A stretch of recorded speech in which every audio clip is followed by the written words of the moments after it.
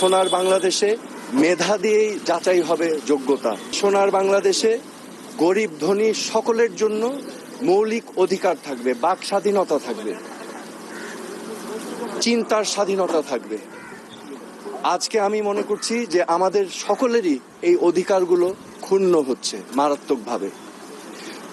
আজকে আমরা জানি যে এখানে কোটা আন্দোলন হয়েছে, কোটা সংস্কার আন্দোলন হয়েছে, এবং এই কোটা সংস্কার আন্দোলন নিয়ে আমাদের দেশে একটি অশান্তিপূর্ণ পরিস্থিতি বিরাজ করছে।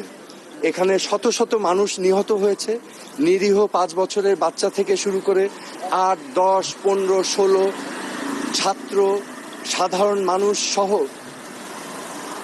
অনেক মানুষের প্রাণহানি হয়েছে, এবং এটা আমাদের সবাইকে ক্ষত করেছে, আমাদের বিবেককে নাড়া দিয়েছে। এই বিবেকের নাড়ার কারণেই আজকে আমি ব্যক্তিগতভাবে ডিবি অফিসে এসেছি। কেন এসেছি? আমি ডিবি প্রধানের কাছে 3টা প্রশ্ন নিয়ে এসেছিলাম। আমার প্রথম প্রশ্ন ছিল যে এই 6 জন সমন্বয়কারীকে গ্রেফতার করা হয়েছে নাকি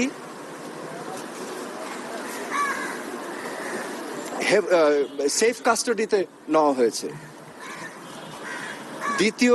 দ্বিতীয় প্রশ্ন, যদি অ্যারেস্ট হয়ে থাকে তাহলে আমার কোনো প্রশ্ন নাই, আমার কোনো দাবি নাই, কিন্তু যদি সেফ কাস্টাডি হয়ে থাকে তাহলে আমি তাদের সাথে দেখা করতে চাই।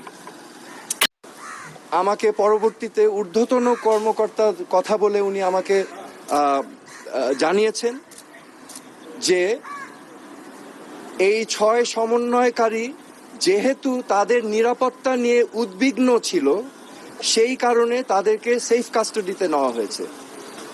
এই কথা শুনে আমি প্রশ্ন করেছিলাম যে আপনারা কিভাবে বুঝলেন যে তারা উদ্বিগ্ন তাদের নিরাপত্তা নিয়ে? তারা কি আপনাদেরকে জানিয়েছিল, রিকোয়েস্ট করেছিল? আমাকে তখন তিনি জানিয়েছেন না, ওনারা বুঝতে পেরেছেন মনিটরিং করে। সো যেহেতু তারা সেফ কাস্টাডিতে, আমি তখন রিকোয়েস্ট করলাম আমি তাদের সাথে দেখা করতে চাই। তো প্রতি উত্তরে আমাকে জানানো হয়েছে যে দেখা করতে চাইলে ঊর্ধ্বতন কর্তৃপক্ষের পারমিশন নিয়ে আমার দেখা করতে হবে তাদের সাথে। আমার তৃতীয় প্রশ্ন ছিল তাদেরকে কখন সেফ কাস্টাডি থেকে মুক্তি দেওয়া হবে। এই প্রশ্নের জবাবে তিনি বলেছেন যে ঊর্ধ্বতন কর্তৃপক্ষ যখন ওনাকে নির্দেশনা দিবেন তখনই ওনাদেরকে ছেড়ে দেওয়া হবে। সো আমার প্রশ্ন এখন, সেফ কাস্টাডি আমার জানা মতে একজন নাগরিক যদি রিকোয়েস্ট করে তাহলে সেফ কাস্টাডিতে নেওয়া যেতে পারে, কিন্তু রিকোয়েস্টের বাইরে যদি কাউকে সেফ কাস্টাডিতে নেওয়া হয়, এটা কি আসলে সেফ কাস্টাডি না এটা অ্যারেস্ট? তো এটা হচ্ছে আমার প্রশ্ন।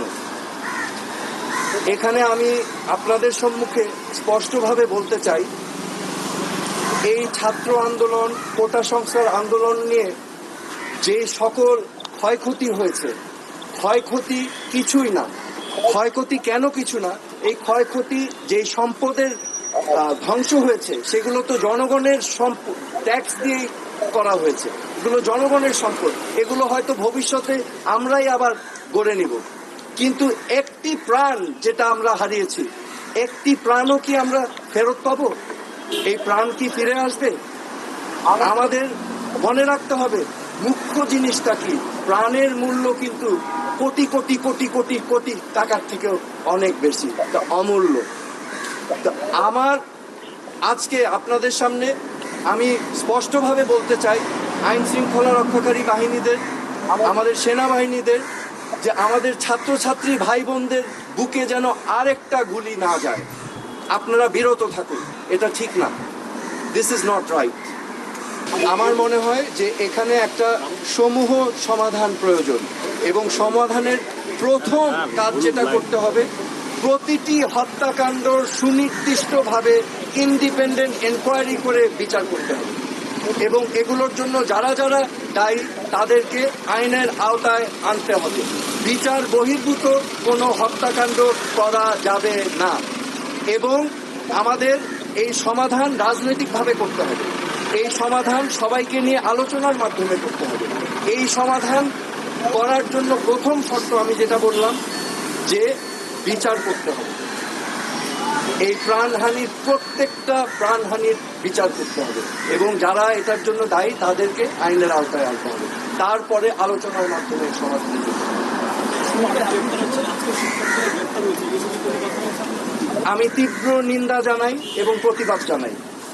শিক্ষার্থী ভাই বোনদেরকে গ্রেফতার করা থেকে বিরত থাকার জন্য আমি আহ্বান করছি। শিক্ষার্থীদের জন্য আমার মেসেজ আছে, আমাদের ভবিষ্যৎ স্বপ্ন যেন বিনষ্ট না হয়। আমাদের বাংলাদেশ আমরা লক্ষ লক্ষ শহীদের রক্তের বিনিময়ে আমরা অর্জন করেছি।